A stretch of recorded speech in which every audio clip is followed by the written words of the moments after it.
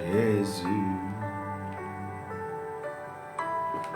qui le dit,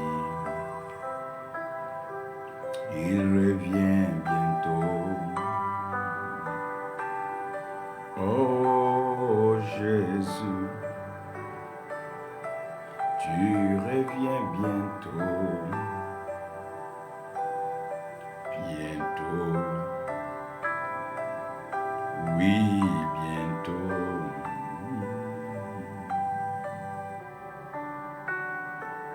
Bientôt, tu reviens bientôt. J'ai dit bientôt, tu reviens bientôt. Oui, Jésus, tu reviens bientôt.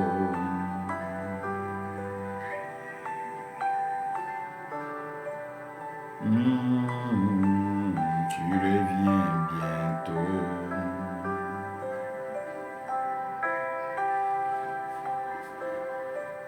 Bientôt. Tu reviens bientôt.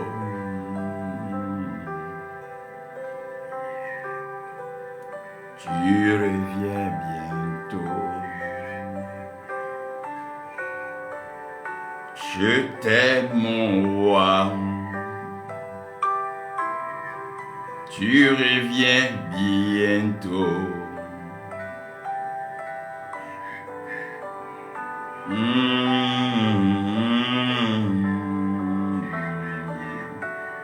Tu reviens bientôt. Oh.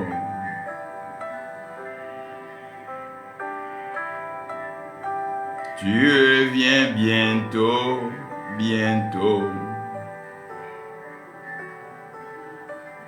Tu reviens bientôt.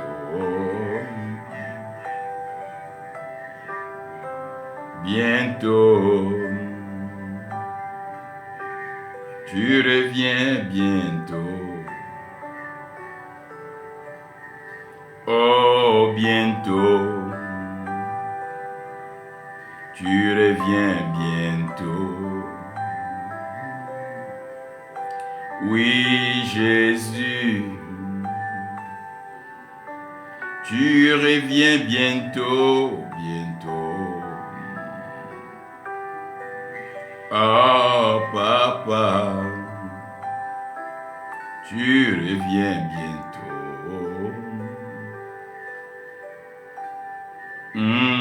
Bientôt. Tu reviens bientôt. Oh, bientôt. Tu reviens bientôt.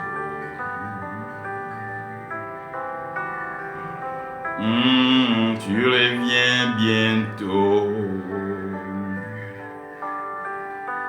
Jésus, Christ, tu reviens bientôt. Ah, bientôt. Reviens bientôt. Oh, bientôt. C'est lui qui revient bientôt. Oui, bientôt. Jésus-Christ revient bientôt.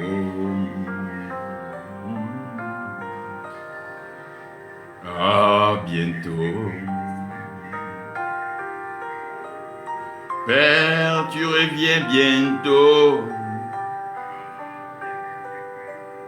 bientôt,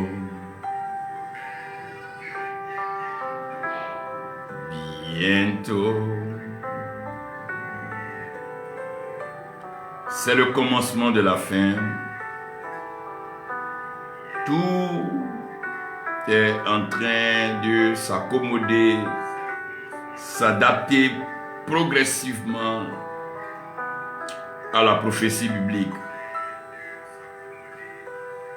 Tout tend à revenir vers le Créateur et tout tend à comprendre mieux la pensée et la parole du Créateur.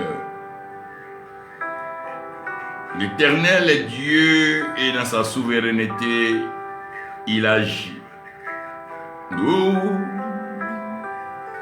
Il revient bientôt. Oui, il revient bientôt, bientôt. Jésus, tu reviens bientôt.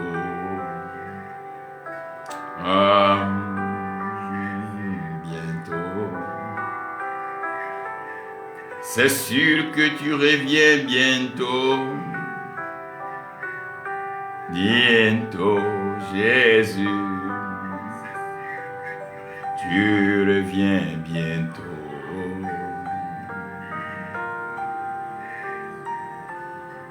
Tu reviens bientôt, bientôt. C'est clair que tu reviens bientôt. Tu reviens bientôt, papa. Oui, tu reviens bientôt. Oui, nous pouvons dire et croire que tu reviens bientôt. Oui, tu reviens bientôt, Maman Jackie. Jésus revient bientôt. Il revient bientôt. Jésus revient bientôt. Il revient bientôt, papa. Il revient bientôt. Jésus revient bientôt.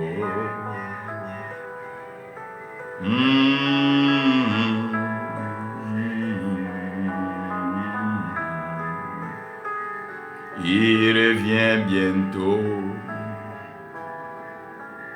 Il revient bientôt. Il revient bientôt. Oui, il revient bientôt. Il revient bientôt. Il revient bientôt, Jésus. Oh. Il revient bientôt. Il revient bientôt.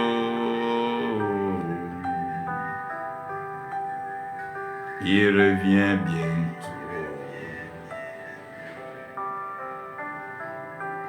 Il revient bientôt. C'est qu'il revient bientôt, bientôt. C'est clair qu'il revient bientôt. Oui, il revient bientôt.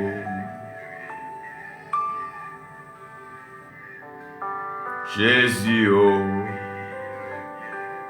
tu reviens bientôt.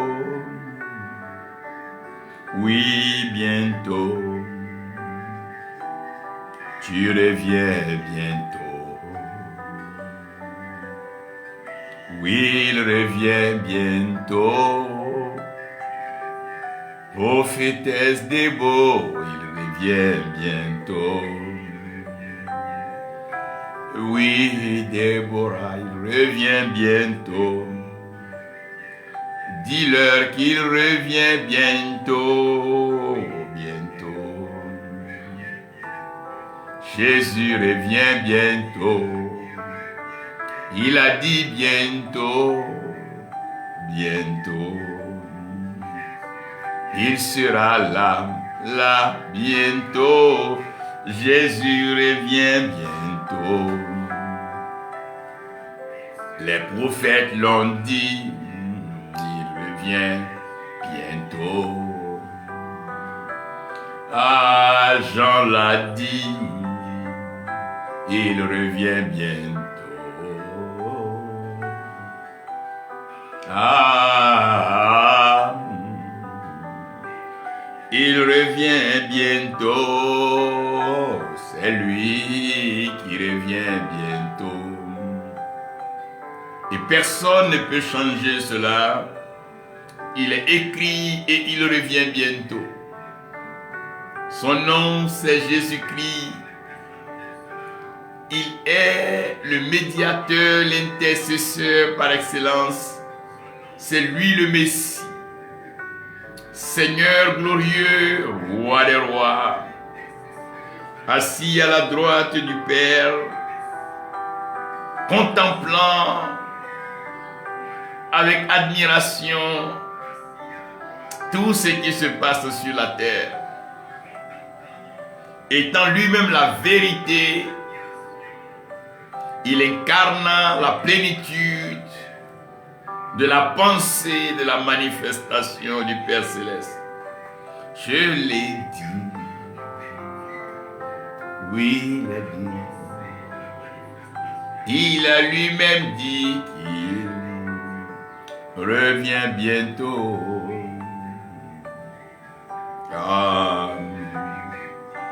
Il revient bientôt. Il revient bientôt. Il revient bientôt. Jésus, oh, tu reviens bientôt. Tu reviens bientôt. Il revient bientôt. Prophète, prophétesse, c'est le moment d'insister sur ce message. Les temps sont avancés. La nuit ne contrôle plus rien. Le jour est sur le point de se lever. La vérité étant cachée est en train d'être manifestée. Oui, il revient bientôt. Il revient bientôt. C'est lui le roi. Il revient bientôt. C'est lui Jésus. C'est lui Jésus qui revient bientôt. Alléluia. C'est lui le roi qui revient bientôt. Il revient bientôt. Il revient bientôt, bientôt. Oui, je sais qu'il revient bientôt.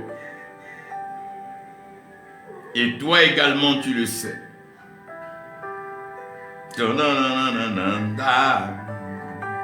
Oh, la trompette sonnera. La la la la la la la la la trompette sonnera. Il revient bientôt, la trompette sonnera. Jésus revient bientôt. Il revient bientôt. Il revient bientôt. Il revient bientôt. Il revient bientôt, c'est sûr. Il revient bientôt. Jésus, oh, il revient bientôt. Oui, Jésus-Christ revient bientôt. Et la création tout entière est excitée. La terre ne peut se contenir. Le ciel est dans un mouvement de joie profonde. Car le Messie, celui qui accomplit tout sur la terre, revient. Il revient bientôt. Oui, il revient bientôt. Voilà pourquoi vous devez rester constant, ferme et persévérant dans votre foi. Il revient bientôt. Vous devez savoir dire non à toute forme de proposition et à tout deal qui peut vous éloigner, vous priver de cette grâce. Il revient bientôt. Ah oui, il revient bientôt. Il revient bientôt. Et retenez ceci, j'aimerais que cette mélodie sonne au plus profond de vous, dans vos cœurs, dans votre âme et dans tout votre être. Retenez qu'il revient bientôt, et si vous avez une table à méditer, vous avez une série de versets à lire, mettez toujours devant vous que Jésus-Christ revient bientôt. Ayez cela en esprit, ayez cela en pensée. Ceci pourra influencer vos actions, vos paroles et bien sûr vos décisions. Il revient bientôt, il n'est plus question de perdre le temps, de s'engouffrer, s'embourber dans certaines choses inutiles qui ne seront en aucun cas profitables. Ce soir, par la grâce de Dieu, je veux partager une pensée assez profonde avec vous. Sachez que l'amour sans profondeur devient une passion évasive. L'amour a besoin de profondeur. L'amour a besoin de fondement. L'amour a besoin de racines. L'amour a besoin d'être ancré. L'amour a besoin d'être indéboulonnable, indestructible. De telle sorte que tout ce qui vient sur ou contre l'amour ne puisse pas briser et détruire l'amour. Tel est l'amour de Dieu qui est donc placé en Christ Jésus à notre endroit. Il n'y a rien que Dieu ne saura sur toi. Il n'y a rien que Dieu ne sait sur toi qui peut faiblir ou diminuer son amour pour toi. Il te savait pécheur, il te savait englouti, envahi dans l'idolâtrie, dans les œuvres infructueuses des ténèbres, la malice, le mensonge, la ruse et toute forme de vol. Mais il a plu à l'Éternel de manifester son amour à ton endroit, en ce sens que lorsque nous étions encore aliénés et attachés dans nos péchés, le Christ est mort pour nous et selon les Écritures. Le Seigneur nous aime et son amour est indescriptible. Son amour est sans raison apparente. Son amour n'est pas lié à un gain, à un quelconque matériel, à une quelconque opportunité. Il nous aime pour de vrai et c'est un amour fondé sur lequel nous pouvons bâtir notre foi, un amour sur lequel nous pouvons bâtir notre relation, un amour sur lequel notre alliance est éternelle. Il nous aime. Paul demande bien qu'est-ce qui peut nous séparer de l'amour de Dieu.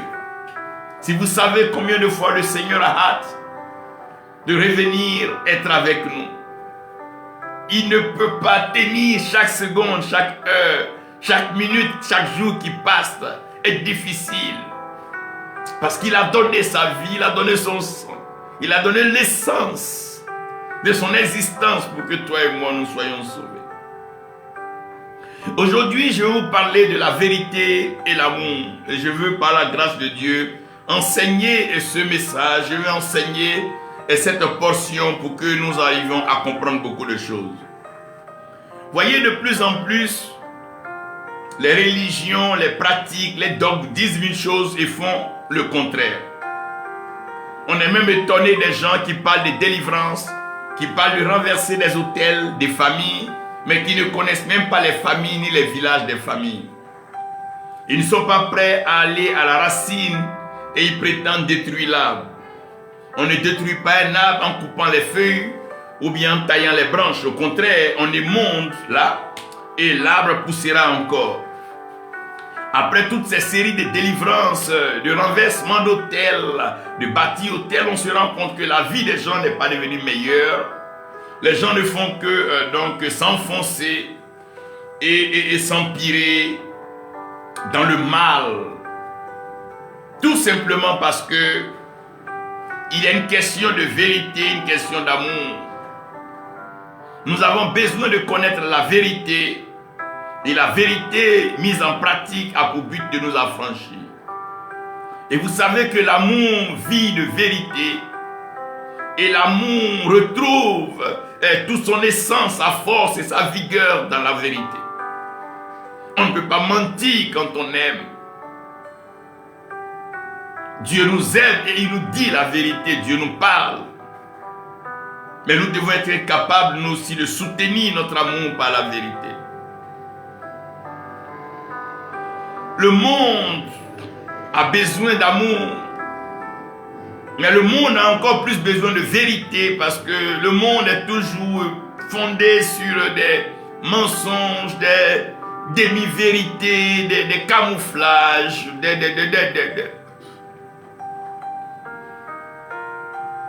C'est la vérité qui nous aidera. Un monde où c'est difficile d'aimer celui qui dit la vérité, où la vérité est combattue, où la vérité est même menacée. Mais sans la vérité, sans la lumière, tout n'est que ténèbres, tout n'est que faux. Tout n'est qu'illusion, tout n'est que tromperie, tout n'est que ruse. Dieu merci, Jacob est arrivé à comprendre que la vérité se trouve dans la révélation que l'Éternel donne. Ma prière, c'est que tu connaisses la vérité et que tu vives dans la vérité, que la vérité te conduise tous les jours. J'ai donc deux portions de textes que j'aimerais lire avec vous.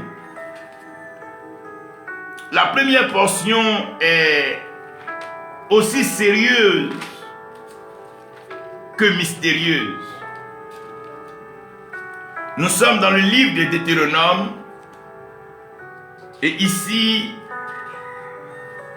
l'approche de la terre promise est confirmée.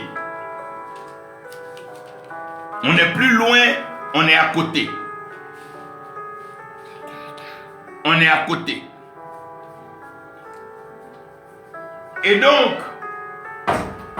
on se rend compte que tous ceux qui sont nés en Égypte sont morts dans le désert.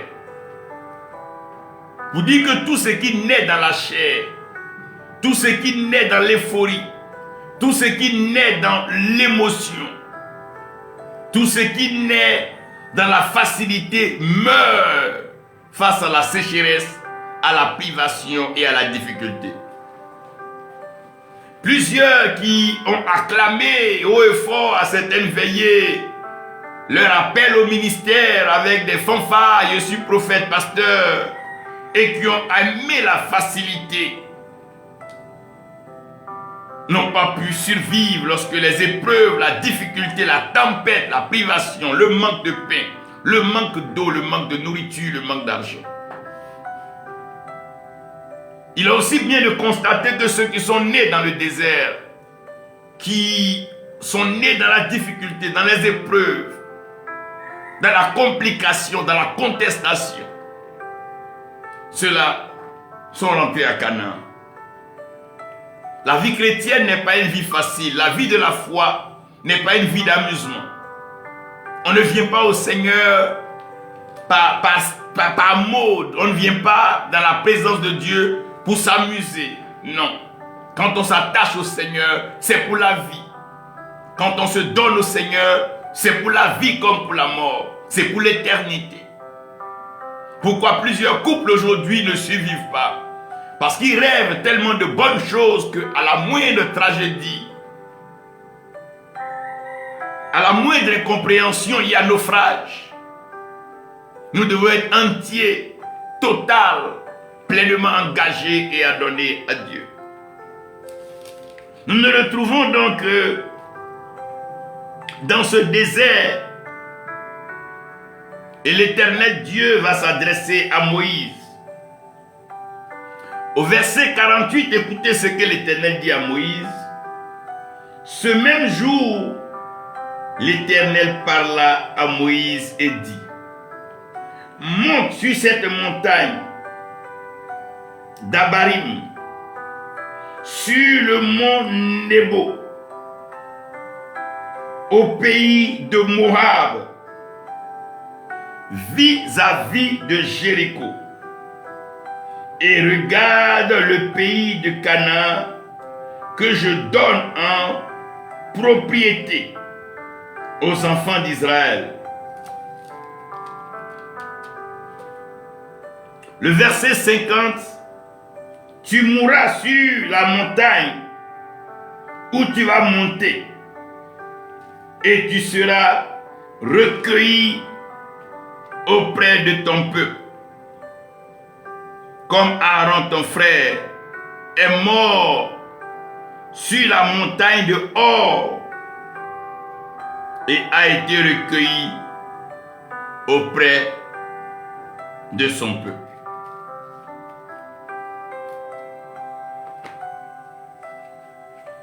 Je vais dans le livre de Samuel et 1 Samuel, permettez-moi ici.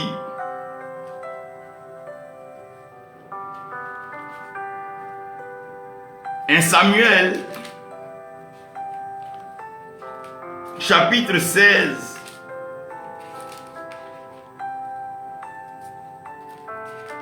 les versets 1 et verset 2. L'Éternel dit à Samuel, quand cesseras-tu de pleurer sur Saül? Je l'ai rejeté afin qu'il ne règne plus sur Israël. Remplis ta corne d'huile et va, je t'enverrai chez Isaïe, le Bethléemite. Car j'ai vu parmi ses fils celui que je désire pour roi. Samuel dit, comment irai-je? Saül l'apprendra et il me tuera. Et l'Éternel dit, tu emmèneras avec toi une génisse et tu diras, je viens offrir un sacrifice à l'Éternel. Parole de l'Éternel, Père céleste, tu es l'autorité spirituelle suprême. Tu règnes dans les cieux et sur la terre, tu accomplis tes œuvres, viens par ta parole. Ouvre nos yeux, fais tomber les écailles. Ouvre nos oreilles, donne-nous la compréhension, l'entendement spirituel. Nos cœurs que nous avons ouverts pour t'accueillir comme Seigneur et Sauveur. Dispose, incline et motive-nous à la bonne action, afin que nous agissions conformément à ta parole maintenant et pour toujours, au nom de Jésus-Christ. Amen. Je suis particulièrement heureux de pouvoir vous parler de la part du Seigneur. Aussi nombreux que vous êtes cet après-midi, comprenez que Dieu parle et la vie tout entière est régie par la parole de Dieu. Le monde est régi par la parole de Dieu. La création tout entière tient son fondement dans la parole de Dieu. Et vous allez comprendre que partout où vous irez sur la terre, d'une façon ou d'une autre, les peuples parlent. Les nations parlent. Les hommes parlent. Et tout ce que Dieu a créé a reçu le pouvoir d'expression et tout parle. De la même façon que la terre parle, aidez-moi à vous dire que les eaux parlent. Et comme les eaux parlent, aidez-moi à vous expliquer que le feu parle. C'est dans un buisson que Moïse entend sa voix. Et aussi bien que le feu parle, le vent parle. Le vent est un messager. Et le vent transporte un message. Tout ce que Dieu a créé parle. Et vous devez comprendre que la parole demeure le mystère le plus complexe. Parce qu'avec la parole, on peut dire quelque chose sans vouloir la dire. Avec la parole, on peut ne pas dire quelque chose qu'on veut dire. Donc avec la parole, on peut mentir. Avec la parole, on peut tromper. Avec la parole, on peut abuser. Avec la parole, on peut arnaquer. Avec la parole, on peut escroquer. Avec la parole, on peut même s'aimer le désordre dans des terres des nations. Avec la parole, on peut s'aimer la terreur, la zizanie. Avec la parole, tout est possible.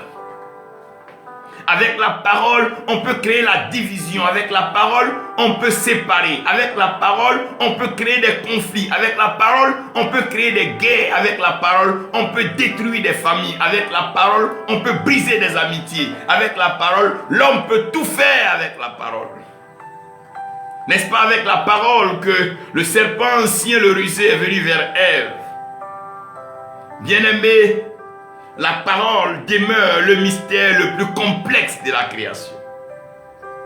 Avec la parole, on peut te faire pleurer. Avec la parole, on peut te faire rire. Avec la parole, on peut te faire acclamer. Avec la parole, on peut te faire sauter. Il y en a qui peuvent faire sauter des foules, acclamer des foules, mais sans être capable de produire la joie dans le ciel. Aussi bien que la parole puisse servir à tout, mais Dieu seul est parole et Dieu est maître de sa parole. Avec sa parole, il planifie. Avec sa parole, il programme. Avec sa parole, il organise. Avec sa parole, il bâtit. Avec sa parole, il restaure. Avec sa parole, il établit et il oint avec sa parole. Avec sa parole, il élève un. Avec sa parole, il rabaisse un autre. Avec sa parole, il donne vie. Avec sa parole, il donne mort. Avec sa parole, il contrôle les cités. Avec sa parole, il induit des rois en erreur et il élève des plus jeunes pour positionner. Avec sa parole, il contrôle le firmament, il décide l'avenir des nations et des peuples. Avec sa parole, il fait sortir l'enfant des entrailles de la femme stérile. Avec sa parole, il propulse le soleil au devant pour gouverner le jour. Avec sa parole, il donne droit et autorité à la lune de présider les nuits. Avec la parole, il sort les étoiles et les constellations. Avec la parole, Dieu parle. Avec sa parole, il annonce des destinées. Avec sa parole, il fait accoucher la biche. Avec sa parole, il bâtit des cités. Avec sa parole, il fait des promesses. Il prophétise avec sa parole. Bien-aimé, la vie est liée à la parole de Dieu. Ta vie est liée à la parole de Dieu. Ma vie est liée à la parole de Dieu. Nos nations, qu'elles soient chrétiennes, laïques, islamiques ou pas, peu importe la religion ou les dogmes, tout ce qui est créé est lié à la parole de Dieu. On ne peut rien faire sans parler. Et c'est ce qu'on dit qui détermine et qui influence notre vie. Laissez-moi ici vous présenter 4 portions de la parole de Dieu. La première portion, c'est ce que j'appelle la parole orale. Ce que Dieu dit. La prédication. L'oracle. La prophétie. Retenez que quand Dieu parle en général, c'est pour montrer à l'homme une voie meilleure. C'est pour montrer à l'homme son erreur. C'est pour montrer à l'homme son éloignement. C'est pour montrer à l'homme sa volonté. Ça veut dire que quand Dieu parle, ce que Dieu attend de l'homme après avoir écouté sa parole, c'est la repentance, se remettre en cause, se revoir, se recalibrer, se rééquilibrer, se repositionner, afin de suivre la voie de Dieu. Toutefois que vous entendez Dieu parler à quelqu'un, c'est que la personne faisait quelque chose, et Dieu veut que la personne fasse quelque chose d'autre. Moïse était en train de faire paître le troupeau de son beau-père Jéthro. Si Dieu voulait que Moïse continue, il n'avait pas besoin de parler. Mais quand Dieu parle, c'est qu'il veut t'emmener à faire autre chose que ce que tu es en train de faire. Voilà pourquoi un enfant de Dieu est en train de vivre dans le péché, une vie désordonnée, une vie insensée, en train de se livrer à la débauche. L'Éternel Dieu lui parle. Et quand Dieu parle, c'est pour nous amener à la repentance, pour reconsidérer nos voies, pour revenir devant lui pour dire: Seigneur, oui, nous reconnaissons que nous avons péché. Nous reconnaissons que nous sommes allés loin. Mais sur ta parole, nous reconsidérons nos voies. Un peu comme quand Jésus-Christ parle à Pierre. Pierre, ayant péché toute la nuit, va reconsidérer sa pêche par rapport à la parole du Seigneur. Quand Dieu parle, c'est pour nous emmener à réaliser humblement, dans un cœur brisé, que nous avons tort et que Dieu a raison. Parce que Dieu est vérité et l'homme est mensonge. Nous devons considérer que ce que Dieu dit, c'est ce qui est vrai. Même si nous pensons que nous avions raison, quand Dieu parle, c'est ce que Dieu dit qui est vrai. Non, la parole orale de Dieu a pour but de produire la repentance. Quand Dieu prophétise, quand Dieu envoie les prophètes prêcher, c'est pour que nous nous revoyions et que nous commencions à nous repentir. Quand Dieu envoie Jonas à Ninive, c'est pour amener le peuple à la repentance. Quand Noé parle, c'est pour amener le peuple à la repentance. Les prophètes ont prophétisé, ont parlé de la part de Dieu pour amener les nations à la repentance. La deuxième partie de la parole, c'est la parole écrite. La parole écrite, c'est ce qu'on appelle la loi. Quand vous voyez Dieu écrit, c'est qu'alors c'est une sentence et Dieu veut juger. L'écriture, c'est pour juger. Voilà pourquoi le trône de jugement, on parle du livre, du grand livre qui est ouvert. Une fois que Dieu écrit, c'est qu'il y a un jugement. Lorsque la femme adultère, prise en flagrant délit, doit être lapidée, là Jésus ne parle pas, mais il écrit. Donc toutefois que Dieu écrit sa parole, c'est qu'il y a un jugement. Vous vous souvenez dans le livre de Daniel pendant la fête, lorsque la main a commencé à écrire, ça veut dire qu'il y a un jugement qui est arrêté. Toutefois que Dieu écrit, c'est qu'il y a un jugement qui est arrêté. Quand c'est écrit, c'est ce qu'on dit, c'est scellé, c'est écrit. Mais quand Dieu parle, il laisse la place à la repentance. Donc la parole orale, la parole parlée, laisse la place à la repentance, à la révision de la position. Donc quand Dieu parle, aussi longtemps qu'un prophète continue de parler, c'est que Dieu peut racheter, Dieu va racheter, Dieu va sauver. Mais quand Dieu écrit, quand il commence à écrire, ça veut dire qu'il est arrivé à la phase où chacun doit constater. À ce niveau, c'est le jugement. Il y a une troisième phase de la parole, mais que très peu de personnes connaissent, à part les prophètes. C'est le silence de Dieu. Beaucoup de personnes pensent que quand Dieu parle pas, c'est que Dieu a abandonné ou Dieu n'est plus intéressé. Non, non, non, non, non. Dieu n'abandonne jamais sa création. Il n'abandonnera jamais la créature, encore moins l'homme. Il dit même si un père, une mère abandonne son enfant, moi l'Éternel, je ne t'oublierai jamais, je ne t'abandonnerai jamais. Donc le silence de l'Éternel ne veut pas dire que Dieu est fatigué ou il est découragé. Non, non, non, non. Rien ne peut décourager Dieu. Rien ne peut amener Dieu à être fatigué. Mais toutefois que vous constatez le silence de Dieu, c'est qu'il est en train de mettre en œuvre le système d'opération favorable à la transformation.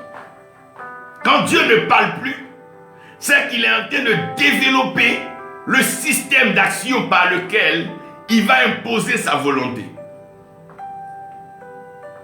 Parce que Dieu parle pour nous amener à la repentance. Il écrit pour juger. Mais quand il se tait, c'est qu'il est en train d'agir par ses mains. Quand tu ne l'entends pas parler, c'est que ses mains sont en train d'agir.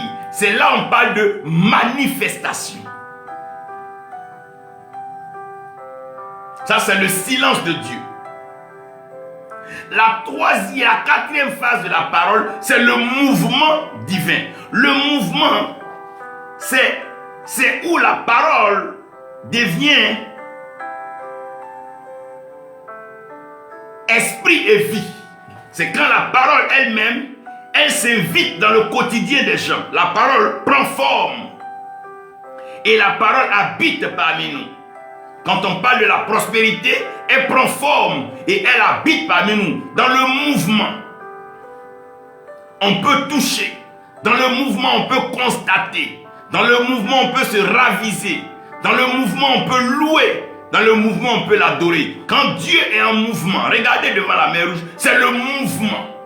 En ce moment-là, il n'est pas en train de parler, il n'est pas en train de crier, il n'est pas silencieux, il est en mouvement. Et cette génération a besoin de voir Dieu dans les 4 phases. Les 4 phases, la parole orale prêchée avec vérité, avec rigueur, avec sérieux, avec détermination. Et la parole écrite avec bien sûr une table claire où les commandements de Dieu sont mis en valeur. Et un silence de Dieu où on doit apprendre à se taire. On doit apprendre à laisser Dieu être Dieu et mettre sa stratégie divine pour accomplir ce que lui Dieu veut, pas ce que nous voulons. Mais dans le mouvement, personne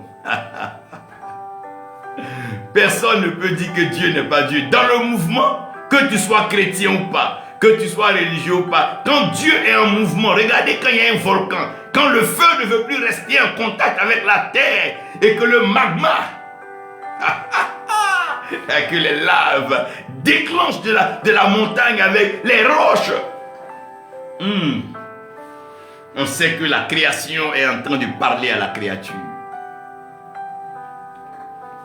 Bien aimé, la parole de Dieu est comme ça. Soit elle est orale, ou elle est écrite, ou elle est silencieuse, sinon elle est en mouvement. Mais ce que je veux vous dire ici pour aller à ce qui nous intéresse, c'est que la vérité est toujours cachée dans la parole. La Bible dit que c'est la joie de Dieu de cacher les choses. Donc Dieu cache les choses. Si Dieu accepte d'entreprendre le projet, le grand chantier de la création dans les ténèbres, c'est parce que Dieu aime cacher les choses. Quand on aime, il faut savoir cacher les choses. Bien-aimé, la vérité est cachée dans la parole. Si la vérité n'était pas cachée dans la parole, tous ceux qui avaient la Bible seraient dans la vérité.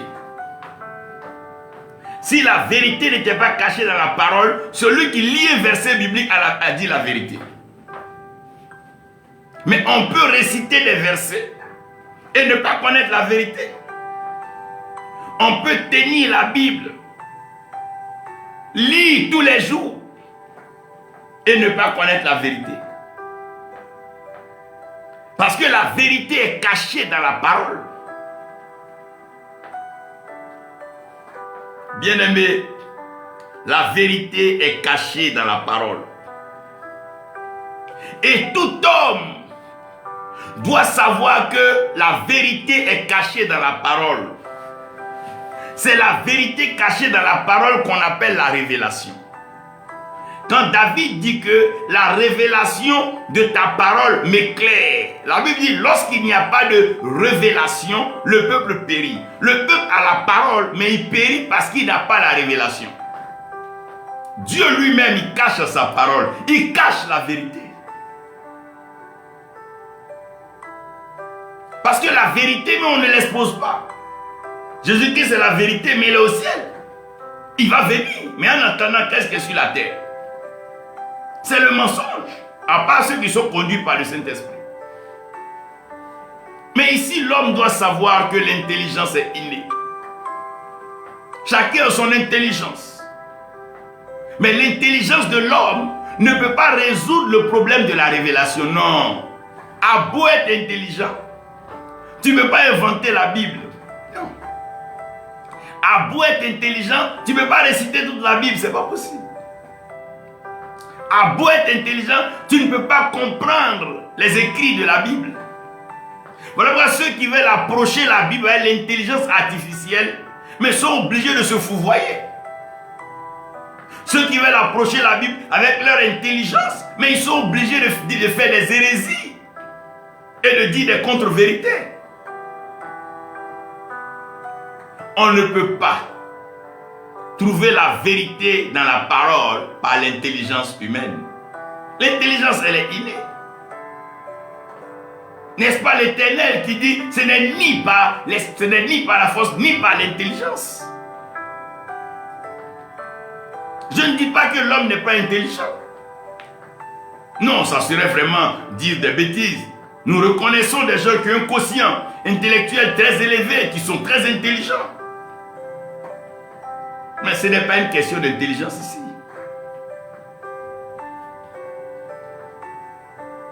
L'intelligence est innée. La connaissance, elle est acquise. Et une erreur encore dans cette société, c'est de ceux qui ont la connaissance croient forcément détenir la vérité. Non. Tu peux avoir un doctorat en théologie, un bachelor en anthropo, en sciences religieuses, je n'en disconviens pas. Tu as la connaissance. Mais tu ne peux pas sur ce point-là dire que tu as la vérité. Non. Même tous ceux qui étudient le droit, qui font des agrégations, des doctorats, mais ils n'ont pas forcément la vérité. Donc tu ne peux pas me dire, parce que tu as eu un doctorat en théologie, que tu as été donc honoré devant les jurys les plus prestigieux du monde, donc tu connais la vérité. Non, non, non, non. C'est plus caché que ça. C'est plus caché que l'école que tu es en train de fabriquer. C'est même plus caché même que ta doctrine. Ta doctrine n'est qu'une portion. Voilà pourquoi l'homme doit être humble. L'homme doit comprendre que les choses de Dieu ne sont pas liées à l'intelligence de l'homme. Des gens veulent prendre leur intelligence pour faire l'œuvre de Dieu. Non, c'est pas comme ça. C'est pas boutique, c'est pas magasin. Non, non. Ceux qui utilisent les moyens gauches, quand ils ont un peu, ils viennent faire les cas techniques pour être prospères. Quand on sait comment tu as eu ce que tu as eu, tu dois te taire par humilité. Quand on sait comment tu es passé, et après avoir manipulé pour avoir, reste tranquille un peu. Si tu veux changer, viens humblement, ils vont prier pour toi, tu vas avancer. Zachée lui-même, Zachée qui avait tout cet argent, il n'a pas enseigné les 15 techniques pour avoir les trésoreries les plus grandes. Il a reconnu qu'il a volé, il a extorqué les biens des gens. Le salut est rentré chez lui. Quand Dieu parle, c'est pour la repentance. Mais quand tu te crois intelligent, quand Dieu parle, tu ne penses pas à te repentir. Mais tu t'amuses avec quoi? Tu blagues qui? C'est devant des gens tu sautes, c'est des gens qui t'acclament. Mais la fin arrive. Jésus-Christ revient bientôt. Donc on n'aura pas place pour blaguer quelqu'un. On sera là. Si tout ce que chacun crie c'est vrai, mais on verra. Personne n'est plus intelligent que Dieu, non. Personne n'est plus intelligent que l'homme. Chaque homme a son intelligence. La connaissance, elle est acquise. C'est des efforts, c'est des moyens investis pour aller apprendre. Tu peux apprendre ce que tu veux. Tu peux aller lire la christologie, aller apprendre la pneuma, apprendre la divinité. Tout ça, là, tu vas apprendre. Mais la vérité est plus profonde que ça. Hein? Tu peux connaître la femme, mais la vérité de la femme est plus profonde que connaître la femme. Les gens connaissent l'homme, mais ils sont toujours étonnés par la vérité. Tu peux connaître quelqu'un, mais la vérité là, tu peux ne pas la savoir. Tu peux même connaître une femme, tu peux connaître un homme, mais le jour où on va te dire la vérité sur la personne, frère, la connaissance là, c'est ce que tu as appris. C'est ce qui t'a été exposé. Mais ce qui est caché, toi tu apprends ça comment? Quand tu vas à l'école, c'est les matières qu'on t'enseigne que tu comprends. Mais si on ne t'a pas enseigné ça, que c'est caché? Qui va alors t'enseigner les mystères de la création, les choses enfouies dans les profondeurs du cœur du Créateur à l'Éternel? Dieu a un cœur profond. La troisième chose qui aide l'homme, c'est la compréhension par l'expérience. Vous savez, quand tu n'as pas expérimenté quelque chose, tu ne peux pas comprendre celui qui passe par là. Vous savez, quand tu n'as pas encore vécu une déception, quand quelqu'un te parle de déception, ça t'amuse. Quand tu n'as pas encore perdu quelque chose de précieux, quand quelqu'un dit qu'il a perdu quelque chose, ça t'amuse. Si on n'a pas encore menti sur toi pour t'accuser injustement, quand on est en train d'accuser quelqu'un, ça te dit rien, ça t'amuse. Tant que tu n'as pas expérimenté, frère, quand tu as prié dans le ventre d'un poisson comme Jonas, quand tu t'es retrouvé face à un lion, comme Daniel, quand tu as été dans le feu comme Shadrach, Meshach, Abednego, quand tu t'es trouvé face à un géant, un habitué à la guerre comme Goliath, pour la place de David, il y a des choses que tu ne dis plus. Frère, ne pensez pas que c'est parce que Samson avait la force seulement. Mais qui peut prendre une mâchoire d'âne pour tuer des milliers de personnes? Ne réduisez pas la chose à Samson avec la force. Non. Il y a des secrets, des choses cachées qui contrôlent les résultats visibles. Comme la racine qui soutient l'arbre bien que caché dans la terre. Il y a toujours un surnaturel qui donne accès, opération à un naturel. Il faut expérimenter des choses pour comprendre. Quand tu n'as pas expérimenté certaines choses, quand on en parle, ça t'amuse. Bien-aimé, si le feu ne t'a jamais brûlé, quand on te parle de l'enfer, tu ris avec. Mais quand tu as expérimenté le feu, quand tu as connu une brûlure, tu comprends que l'enfer, ce n'est pas la blague. Ce n'est pas un jeu. Quand Jésus a pris les clous dans ses mains, quand il a été crucifié, il est mieux placé pour parler de la douleur de l'enfantement. Il est mieux placé pour parler du salaire du péché. Quand toi tu pêches, on ne te fait rien. Parce que quelqu'un a déjà payé le prix pour toi. Ceux qui n'aiment pas se fatiguer aiment fatiguer les autres. Ceux qui n'aiment pas souffrir aiment faire souffrir les autres. Sinon, quand tu as déjà souffert, tu as peur de faire souffrir quelqu'un. Quand tu as déjà pleuré la nuit, tu as peur de faire pleurer quelqu'un. L'intelligence est innée. La connaissance, elle est acquise. La compréhension, elle est expérimentée. Chacun avait son intelligence. Salomon avait la connaissance. La compréhension était donnée aux mages, aux sages. Joseph. Mais il y a quelque chose de particulier qu'on appelle la sagesse divine. Quand quelqu'un arrive au niveau de la sagesse divine, c'est une crainte de Dieu qui l'emmène à faire de la pensée, la parole de Dieu sa priorité. Et sa mission principale, c'est de gagner des âmes, sauver des âmes. La Bible dit, celui qui gagne des âmes est sage. Quand le sage parle, Il parle pour gagner des âmes. Il parle pour réconcilier les nations. C'est un médiateur. Quand le sage parle, il parle pour introduire dans le cœur des uns et des autres la crainte de Dieu.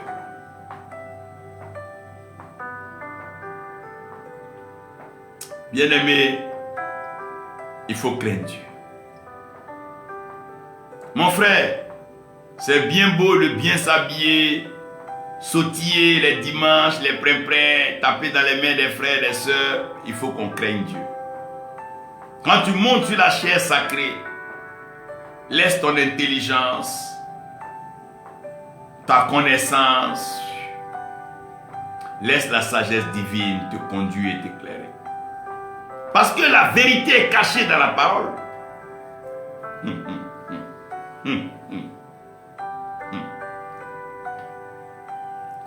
Bien-aimé, avec la sagesse divine, vous allez comprendre que la révélation est plus complexe que ce que l'on croit. Il y a des vérités, si on te dit aujourd'hui, tu risques de retourner aller faire parler avec tes parents. La vérité. Si quelqu'un disait à Job que c'est l'Éternel Dieu qui a envoyé Satan venir le faire souffrir, peut-être que Job n'aurait même pas eu la même réaction. Parce que la révélation, la vérité est plus complexe.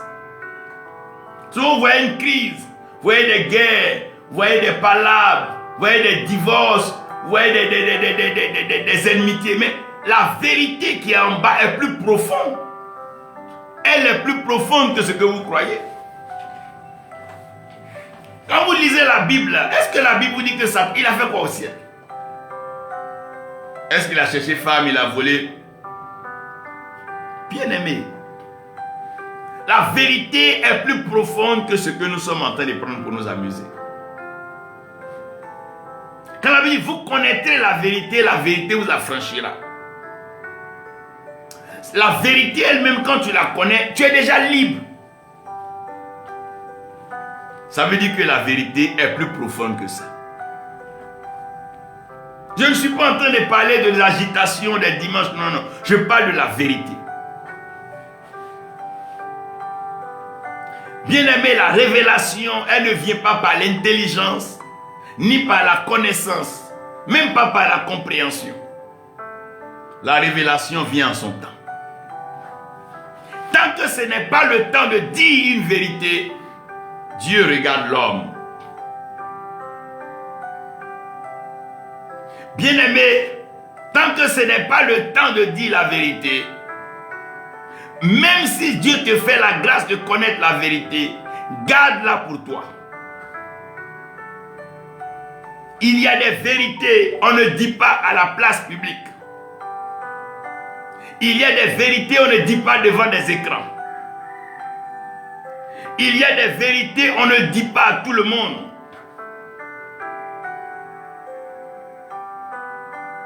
Parce que ce n'est même pas facile de dire la vérité. Vous allez me dire non, ce n'est pas facile de dire la vérité. Voilà Dieu qui fait comprendre à Samuel qu'on ne peut pas rester en ville pour oindre quelqu'un au village. Non. Les gens pensent que rester dans les bureaux climatisés, à Abidjan, non, hôtel, non, non, non. Tant que tu n'es pas arrivé dans le village de quelqu'un, tant que tu n'es pas encore arrivé à la racine d'un problème, tu ne peux pas résoudre le problème. Voilà pourquoi souvent même au tribunal, ou bien quand on veut régler un problème, on mène des enquêtes, on creuse. Parce que souvent ce que les gens disent, ce que les gens annoncent, n'a souvent rien à voir avec la vérité. Mais il est difficile de mentir au village parce que là-bas tout le monde connaît qui est qui. Il envoie Samuel chez Isaïe, Jessé le Bethléemite. Comme ça on est sûr que c'est chez lui. On est sûr que c'est dans sa terre. On est sûr que c'est son père. Dans ce monde de mélange où tout le monde est père spirituel de tout le monde. Tout le monde est mère spirituelle de tout le monde. Tout le monde est repère, tout le monde est converti. On ne connaît même plus. On n'a plus de traçabilité sur la spiritualité, la maturité des serviteurs de Dieu. On ne sait plus qui a commencé quand, qui a servi Dieu où. Mais tout le monde se réclame une paternité, mais avec une voix rare. Tout le monde veut qu'on dise, dimanche, chacun est père. Comme si porter une toge, porter une tenue allait régler le problème. Mais quand on les met devant des responsabilités de la spiritualité, ils deviennent muets comme des capes. Quand il y a des problèmes sérieux posés sur les terres, les nations, ils deviennent muets comme des capes.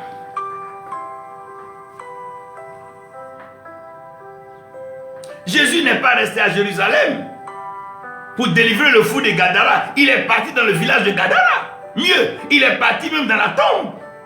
À la tombe, au tombeau. Il n'est pas resté en ville pour délivrer Lazare de la mort. Il est parti à Béthanie, à la source. Vous voulez blaguer qui? Dieu lui-même pour nous sauver, il est venu à la source. Arrêtons ce jeu-là. On va arrêter ce jeu-là. Est-ce qu'on peut comprendre que pour faire une délivrance, les hôtels, ce n'est pas dans les bureaux climatisés. Ça, il faut aller à la fondation, il faut aller à la racine. La vérité, c'est la vérité. Il n'y a pas de substitut pour la vérité. Il n'y a pas un peu de vérité. Non! La vérité est difficile à accepter. Quand quelqu'un est dans le faux, est-ce que tu peux lui dire qu'il est dans le faux et puis accepter? Non! L'Éternel envoie Samuel. Samuel dit la vérité que lui sait là. Si Saül aussi apprend cette vérité, il va le tuer. Ouais, le problème de la vérité, c'est que quand tu sais la vérité, celui qui ne veut pas qu'on sache la vérité, s'il te trouve, il va te tuer. Voilà pourquoi vous voyez des gens pour rien, ils meurent. Ou des gens pour rien, on les tue. Des gens pour rien, on les emploie. Parce que la vérité n'est pas facile à dire.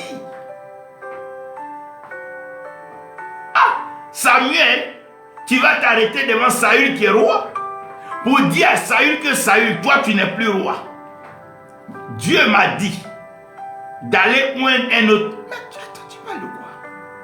Mais quand Samuel, tu finis cette commission, mais il va te tuer.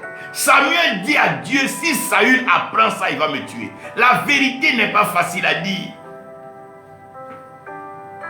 Pourquoi plusieurs préfèrent mentir? Mais ils préfèrent mentir pour ne pas se créer des problèmes. Le mensonge est toujours acclamé. Le menteur a beaucoup d'amis. Le menteur est beaucoup écouté. Celui qui aime raconter n'importe quoi. La vérité n'est pas facile à dire, bien-aimé.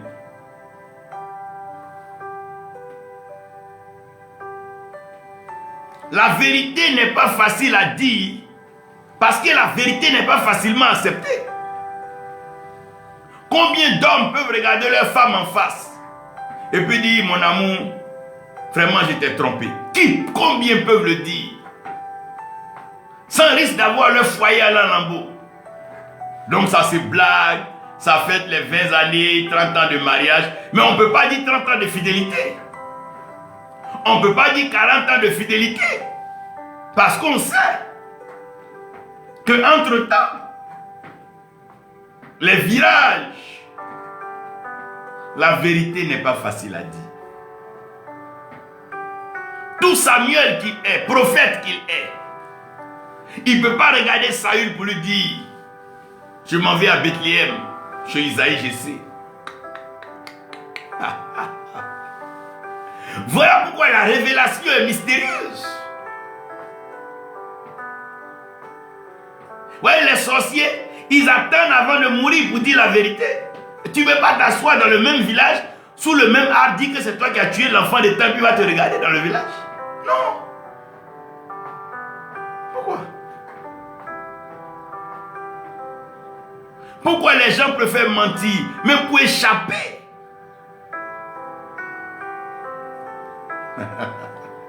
à la punition? Ce n'est pas facile de dire la vérité. Même quand Dieu te parle sur une nation, ce n'est pas facile. Quand Dieu te parle sur quelque chose, ce n'est pas facile. Regardez Moïse, l'impact que Moïse a eu, l'influence de Moïse, l'opération de Moïse, où Dieu même est allé jusqu'à dire, Moïse, je te fais Dieu pour Pharaon. Après ces miracles, tangibles et palpables, devant le peuple, que l'Éternel Dieu a opéré au travers de Moïse, la sortie triomphante, la mer rouge qui s'ouvre. Regardez la manne qui tombe, l'eau qui sort du rocher. Moïse est perçu comme Dieu pour Israël. Il a dépassé la dimension de prophète, jusqu'au point où les générations jusqu'à aujourd'hui peuvent parler de Moïse sans risque de se tromper que Moïse est de Dieu. L'Éternel Dieu regarde Moïse dans les yeux.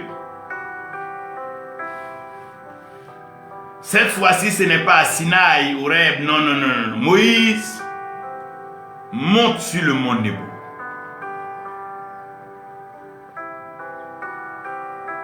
Ah, Moïse est un prophète. Dieu dit à Moïse, monte sur le mont Nebo. Et arrivé là-bas, je te ferai voir la terre que j'ai promis comme propriété aux enfants d'Israël. Mais toi, Moïse, tu mourras. Et Dieu peut dire à Moïse,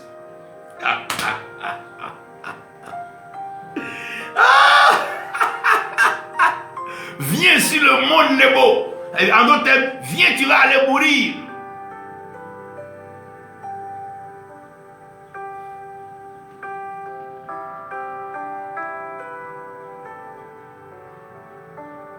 Moïse, il ne redescendra plus de cette montagne.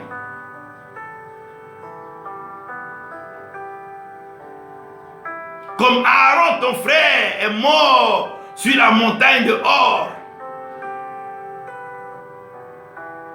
Toi, Moïse, tu mourras sur le mont Nebo.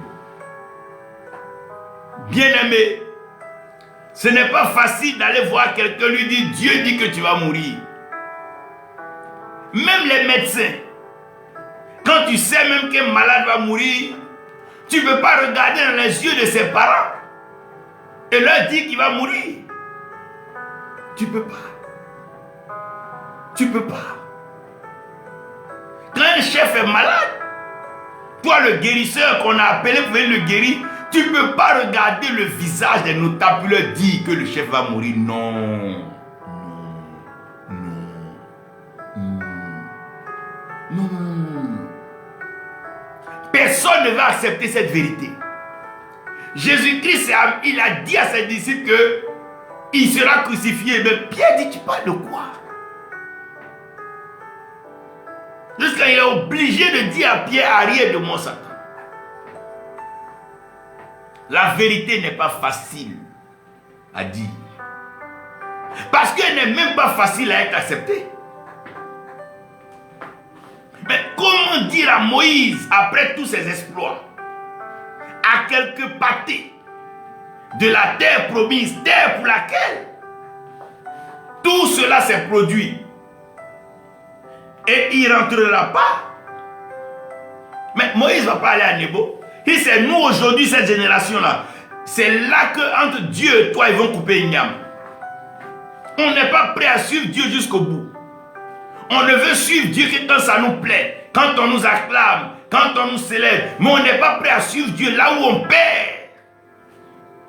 On n'est pas prêt à suivre Dieu là où on se sacrifie. On n'est pas prêt à suivre Dieu là où nous pleurons. On n'aime pas la vérité. On aime qu'on nous blague. Voilà pourquoi les diseurs de bonne aventure sont pleins dans les temples. On aime être menti, on aime le mensonge. Ce n'est pas facile de dire la vérité. Moïse, sur le mont Nebo.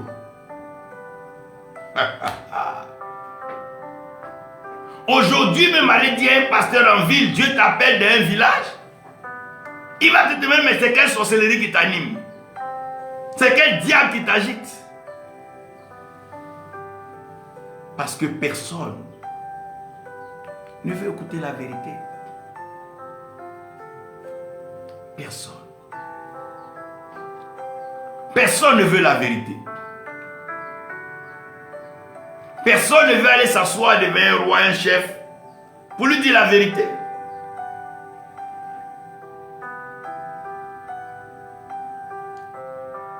Parce que la vérité même n'est pas facile.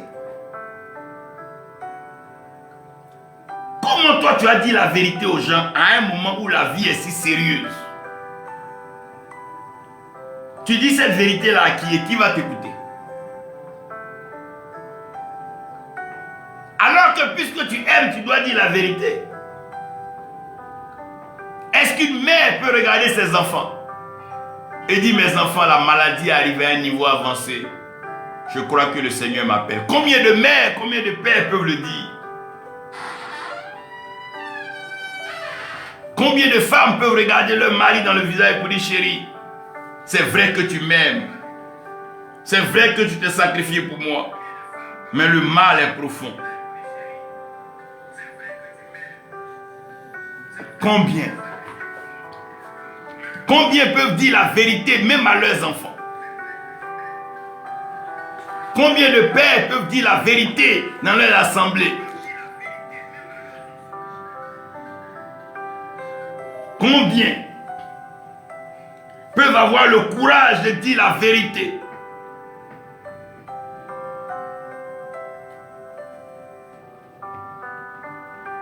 On a comme l'impression que le monde veut tout sauf la vérité. Ça ment partout. Et pour couvrir le mensonge, on trouve des mots. Stratégie, diplomatie, non, sagesse humaine. Mais quand est-ce que l'homme va savoir que sans la vérité, rien n'avance? Quelqu'un me disait un jour, si on faisait des tests de paternité, mais il y a des pères qui allaient se pendre parce qu'ils seraient surpris même que les enfants ne sont pas, eux c'est pas ça le plus étonnant, mais celui qui est le vrai père est la personne la moins soupçonnée. Ce monde est tissé sur du faux. Ce monde est assis sur du faux. Plusieurs lieux de prière sont assis sur du faux. Des chaires, des hôtels bâtis sur du faux. Où l'homme même n'est pas appelé. Sa femme même n'a jamais entendu la voix de Dieu. Mais ils sont devenus des gourous d'église. La vérité n'est pas facile.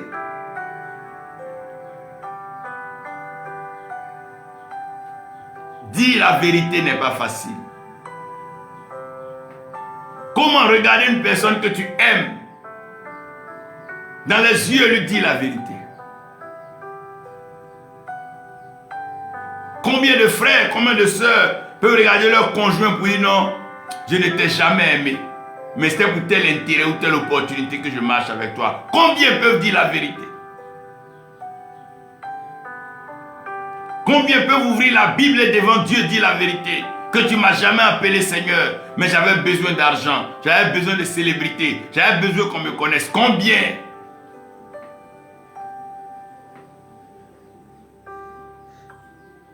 Combien peuvent dire la vérité? Combien peuvent dire j'ai bâti ce temple-là juste pour montrer aux gens, comme l'autre aussi a fait, sinon tu ne m'as pas demandé ça? Combien?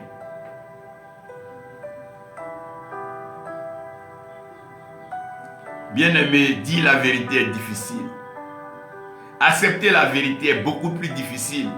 Mais appliquer la vérité est la chose la plus compliquée. Moïse, maintenant que tu sais ça, vas-tu laisser le peuple qui t'adore, qui t'acclame, qui te chante, qui te célèbre, et aller sur le mont Nebo tout seul pour aller mourir? Est-ce qu'on va accepter de nous détacher d'Égypte, aller dans le désert pour aller être dépouillés, pour aller mourir en soi et nous attacher à la vérité? Quand est-ce qu'on va laisser mourir le mensonge et vivre par la vérité? Tu reviens. Oh, bientôt tu reviens. Bientôt tu reviens. Bientôt Jésus revient. Il revient. Il revient. Seigneur, tu reviens. Tu reviens bientôt. Tu es béni, prophète Kwo, Sandrine. Qu'énorme, que Dieu te bénisse. La vérité et l'amour. Dis la vérité à celui qu'on aime. Ce n'est pas facile de dire la vérité à quelqu'un qu'on aime. Parce qu'on ne veut pas que la personne soit fâchée. Que la personne s'emporte.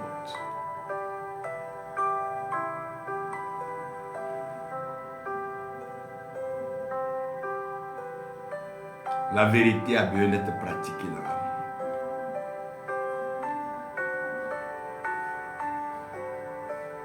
Samuel doit se lever, prendre une génisse et aller chez Isaïe.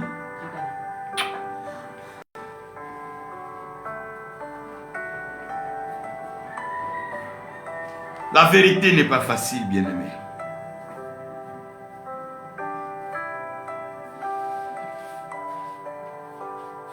Mais vous connaîtrez la vérité. Et la vérité vous affranchira.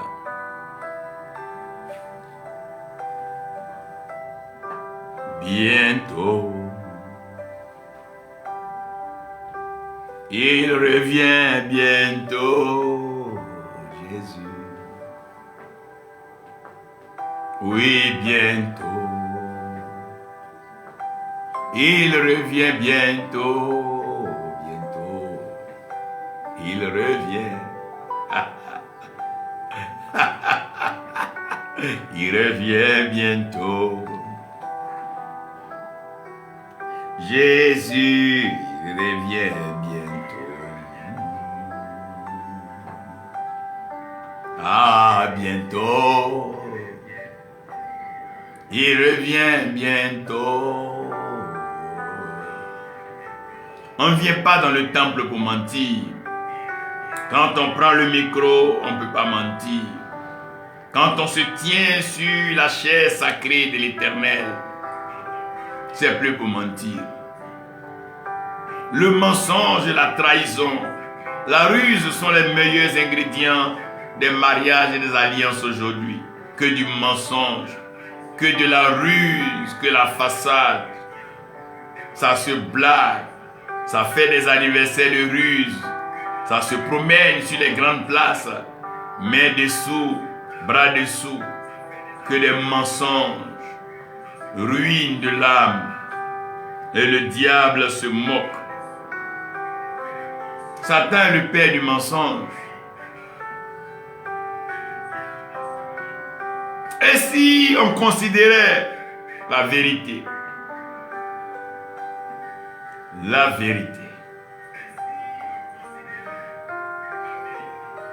va et oint David.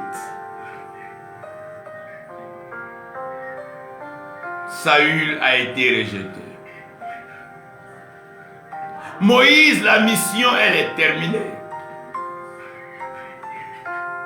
Va sur Nebo.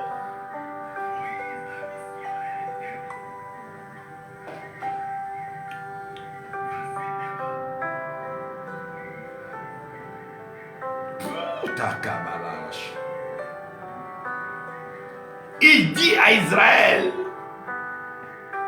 qu'Israël ira en captivité. Il dit même au roi comment ils vont périr.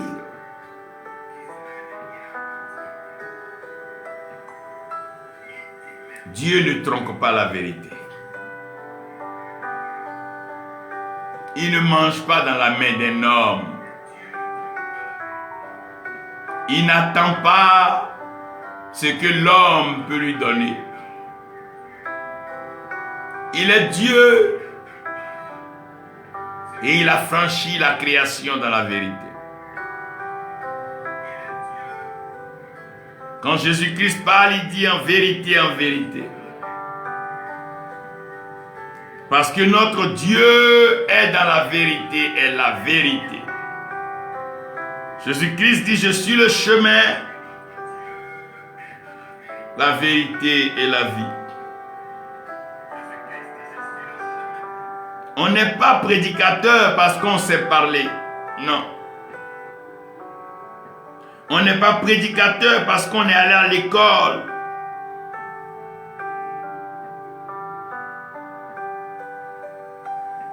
Nous, on est prédicateur parce que nous avons le mandat de dire la vérité.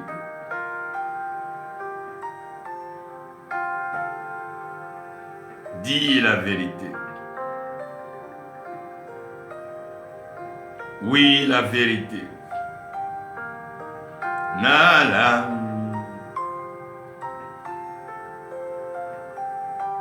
La la la la la. Il revient bientôt. Jésus revient bientôt. Dis-le. Il revient bientôt. Quand tu diras la vérité, tu auras moins d'amis, tu recevras moins d'offrandes, peut-être même pas de dîmes. On ne t'invitera pas à prêcher. Tu ne seras pas associé à leur clique, leur claque, leur club, leur réseau. Mais c'est ça aussi le prix à payer pour dire la vérité. S'ils ont l'occasion, ils te tueront. Si tu dois dire la vérité, il faut dire la vérité. Si tu dois te mentir, tu dois mentir, désengage-toi. Et fais comme eux. Si tu veux t'acoquiner avec Saül, laisse la jeunesse.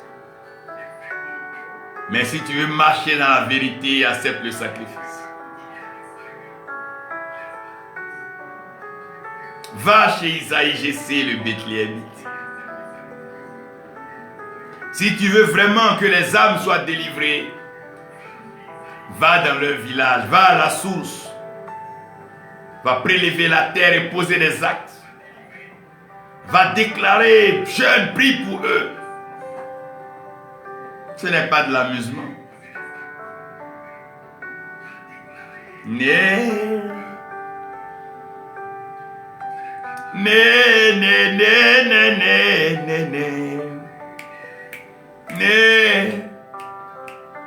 Il revient bientôt, tôt, Jésus. Il revient bientôt.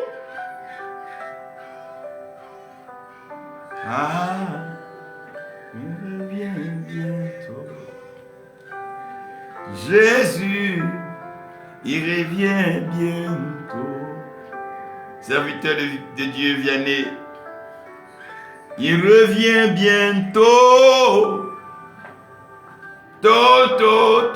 Bientôt, il revient bientôt.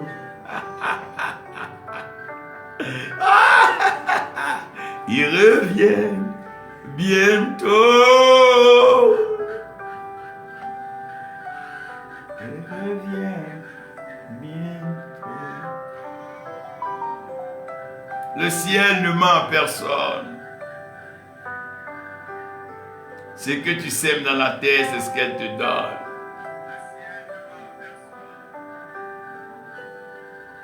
Nos cœurs doivent battre pour la vérité. Il revient bientôt. Jésus, et il revient bientôt.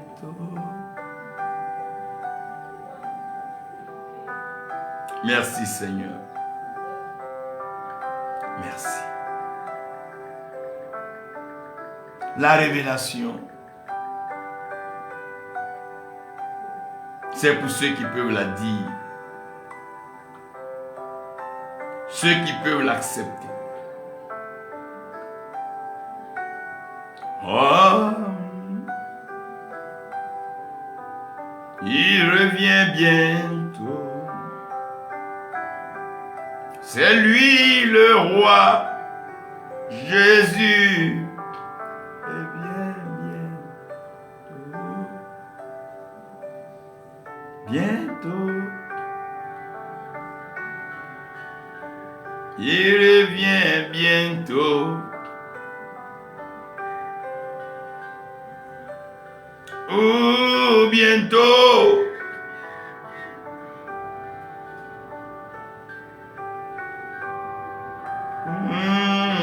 Bientôt. Rien que la vérité demeurant dans la vérité.